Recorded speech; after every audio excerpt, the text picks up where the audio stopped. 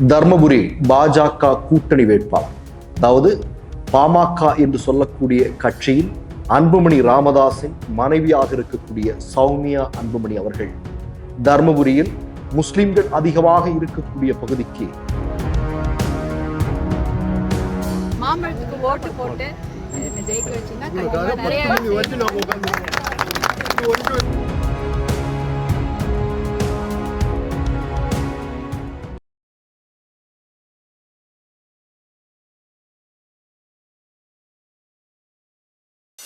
Mister perfect extra gold திருமணமான ஆண்களுக்கு திருப்பு முனையை ஏற்படுத்தும் ஹலாலான இயற்கை வியாகரா. வயதான பலகினமா, சுகர் பலகினமா, இனி கவலை வேண்டாம், உடனே ஆர்டர் செய்யுங்கள். வணக்கம். தர்மபுரி பாஜக கூட்டணி வேட்பாளர், அதாவது பாமக என்று சொல்லக்கூடிய கட்சியின் அன்புமணி ராமதாஸின் மனைவியாக இருக்கக்கூடிய சௌமியா அன்புமணி அவர்கள் தர்மபுரியில் முஸ்லிம்கள் அதிகமாக இருக்கக்கூடிய பகுதிக்கு வாக்கு சேகரிக்க சென்றிருக்கிறார். அங்கு என்ன நடந்தது என்பதை முதலில் வீடியோவாக பாருங்கள்.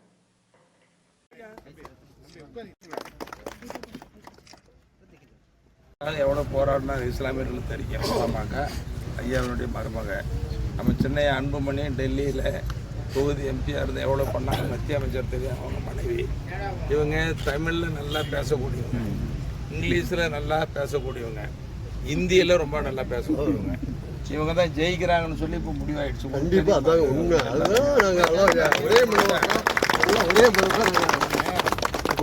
தருமபுரி மாவட்டத்தில் 5 தொகுதியிலையும் அவ்வளோ வேகமாக இருக்கிறாங்க மக்கள் பூரா எல்லாம்.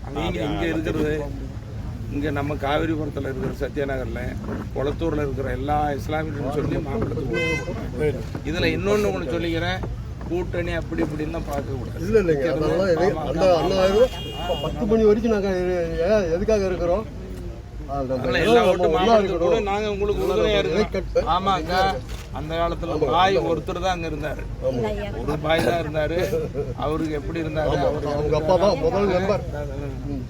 அவங்க அதுக்கு பின்னாடி சந்ததியே இருக்கிறீங்க. நீங்கள் ரொம்ப மகிழ்ச்சியாக இருக்குது. அதனால ஒரு ஓட்டு கூட மாறாது, எங்களுக்கு நம்பிக்கை இருக்குது. கண்டிப்பாக மாறாதுங்க. இப்போ அவங்க உங்ககிட்ட பேசுவாங்க. अस्सलाम वालेकुम सलाम। मेरा नाम मेरे सौम्या अनबुमनी है। मैं यहाँ का धर्मपुरी एमपी कॉन्स्टिट्यूंसी का सदस्य बनना चाहती हूँ और आपके आशीर्वाद लेना चाहती हूँ। और यहाँ हम लोग तो महिला को उन्नति के लिए जो भी करना चाहती हूँ, मैं आपका वोट देना है और आम को भी देना है, क्योंकि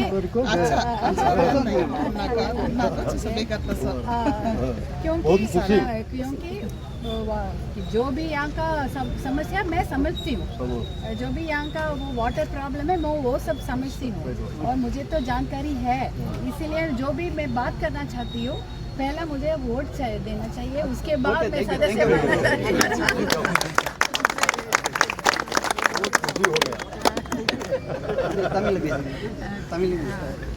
உங்களுக்கு சந்தோஷம் தானே? உங்களுக்கு ரொம்ப பிடிச்சமான வேட்பாளர், பொருத்தமான வேட்பாளர் பார்த்துக்கோங்க. எல்லாம் என்னம்மா முதல் பெண் வேட்பாளர், पहला महिला हूँ यहाँ का முதல் பெண் வேட்பாளர்.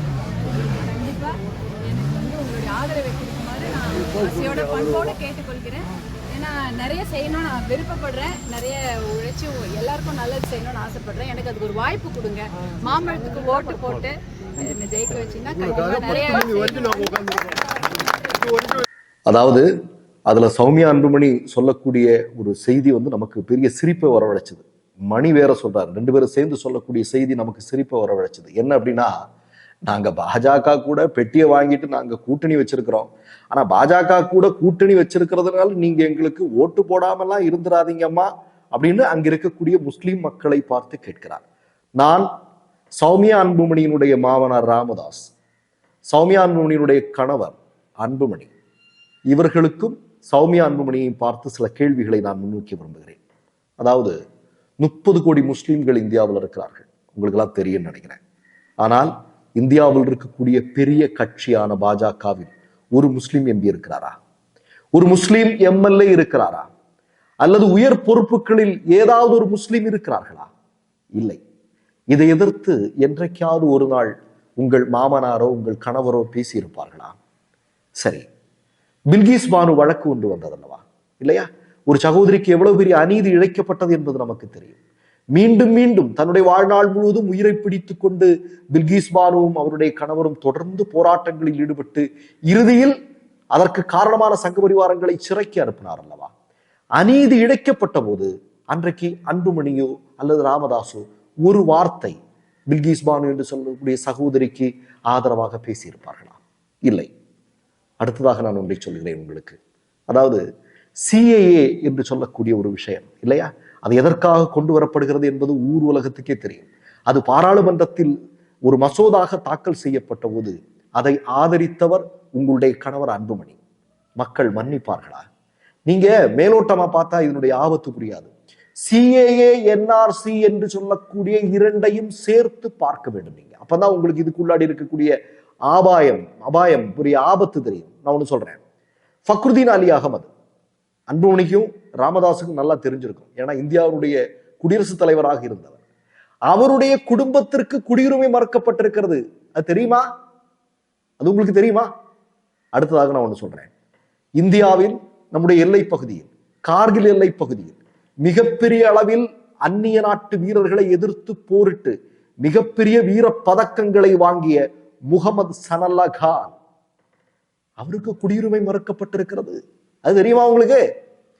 அடுத்ததாக இந்திய ராணுவத்தில் மிகப்பெரிய சேவைகளை செய்த முகமது அஸ்மல் ஹக், அவருக்கு குடியுரிமை மறுக்கப்பட்டிருக்கிறது.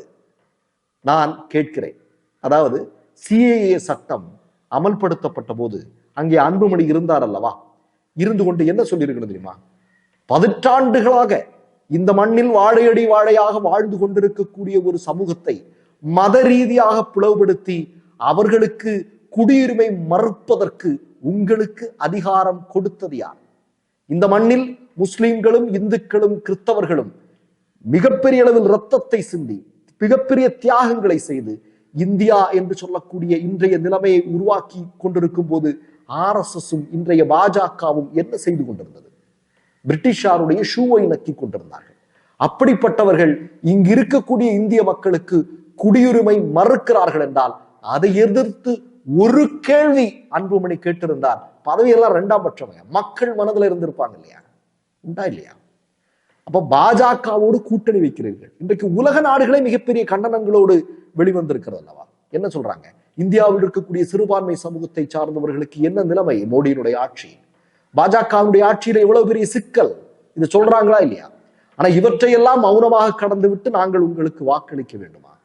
தமிழ்நாட்டில் உள்ள முஸ்லிம்கள் மட்டுமல்ல, இந்துக்கள் மட்டுமல்ல, கிறிஸ்தவர்கள் மட்டுமல்ல, மனிதத்தை விரும்பக்கூடிய எந்த ஒரு மனிதனும் உங்கள் கூட்டணிக்கோ உங்களுக்கோ வாக்களிக்க மாட்டார்கள் என்பதற்கு தர்மபுரியில் ஜூன் 4ஆம் தேதி வெளிவரக்கூடிய தேர்தல் முடிவுகள் சாட்சியாக இருக்கும். நான் மீண்டும் சொல்கிறேன், பாமக என்று சொல்லக்கூடிய கட்சி அம்பேத்கரையும் பெரியாரையும் கார்ல் மார்க்ஸையும் முன்னிறுத்தி ஆரம்பிக்கப்பட்ட ஒரு கட்சி இன்றைக்கு பாஜகவுடைய பாதங்களுக்கு கீழே சேவை செய்து கொண்டிருக்கிறது என்றால் அந்த கட்சி வீழ்த்தப்பட வேண்டும். அது ரொம்ப முக்கியமானது. ஏன்னா இல்லைன்னா பெரும் ஆபத்து இது.